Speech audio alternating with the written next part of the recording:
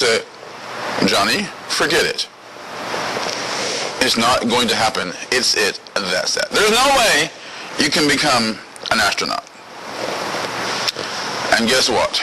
More than likely, Johnny won't become an astronaut. The negative sounding parents, words have power. Whether you believe it or not, your words have power.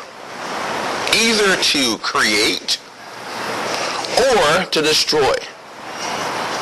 Those of you who have an understanding of the Bible and a belief in God will understand what I mean. God said, let there be light, and light was. Light didn't have any option, light was. Adam was given authority to name the animals. So too are our words powerful, either to destruction or to creation. The people who are successful in life, for the most part, are the ones who use words that are creative rather than destructive.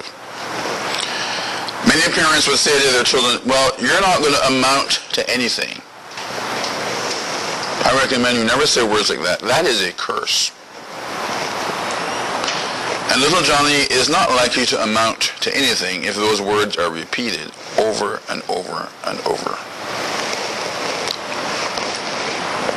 It's just not likely to happen. I encourage you to go back and see if you can recall some of the dreams that you had when you were a child. It's not too late. The only time when it will be too late, can anyone tell me the time when it will be definitely too late? When I come out to see them bringing the death check. Yeah. Indeed. Once you start breathing, it's too late. As far as I know, all of you in this room are still breathing. Show of hands, all who are still breathing. So it's not too late. But if you think it's too late, then it becomes too late.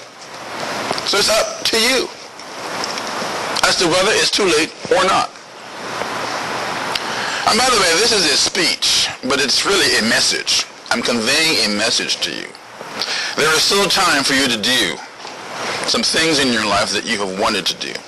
Perhaps you have listened to the wrong people, but it's not too late. The last step, stop sacrificing yourself. Who you really are the altar of approval and acceptance by others. You have to do all of the other four before you can do this one. And it is perhaps the most crucial one. I understand all of us want to be accepted by others. But you can never so badly want acceptance that you're willing to do whatever it takes to get it from anybody. Because what if that person from whom you want acceptance, what if their value system is inferior to yours? By the way, this is how some people, some sincere, well-meaning, well-brought-up people end up in jail. Because they start hanging out with the wrong people because they want acceptance from these people. So be very, very careful. In society at large, people, this is my observation, they want to be in control. They want you to fall under their control. But if you decide that you're going to go a different direction, they're not happy. Because you're no longer under their control. Anyone in this room knows what the worst, and I do mean the worst, enemy of perfect is. What? Good. And the reason why it's the worst enemy of perfect is many people will simply settle for that which is good. Well, this is a good place. I can stay here. I don't need to move. And fail to move on to that which is perfect. So you've got to be very, very careful who you keep company with. That's extremely important. You've heard the phrase, you're known by the company you keep. It's true. Have you ever seen an eagle hanging out with turkeys? Nothing wrong with turkeys. The problem is, turkeys don't have a clue about how to be an eagle. They can't teach an eagle anything about how to be an eagle. They just don't know. And I have been in the United States, as I said, since 1983. I have never seen an eagle at the Thanksgiving table. I've seen several turkeys, but no eagles. I think that there's a message there somewhere. Don't you? Now that is hard, as I said, because we do want to be accepted by others, but we've got to value ourselves. If we don't value ourselves, others are not going to value us. We have to know who we are. And in closing, I have a little quote I want to read you from Nelson Mandela. Our deepest fear is not that we are inadequate. Our deepest fear is that we are powerful beyond measure. It is our light, not our darkness, that most frightens us. We ask ourselves, who am I to be brilliant, gorgeous, talented, and fabulous? Actually, who are you not to be? You are a child of God. Your playing small doesn't serve the world. There's nothing enlightened about shrinking so that other people won't feel insecure around you.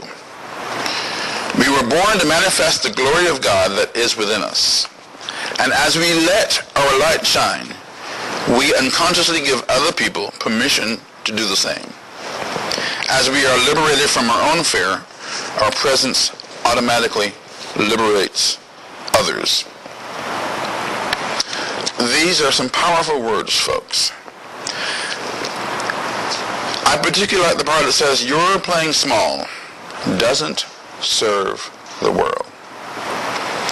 Folks, you need to use all of the talents that you're given, every last one of them, and let your light shine brightly. Some people may decide they don't want to use their talents. That's their problem. You use all of yours. So what shall you do with this message? Will you go home and say, well, that was nice? Or will you take action? I issue now a call to action. You're not too old. I repeat that. You are not too old. So don't give that excuse. It won't fly. As the saying goes in Texas, that dog won't hunt.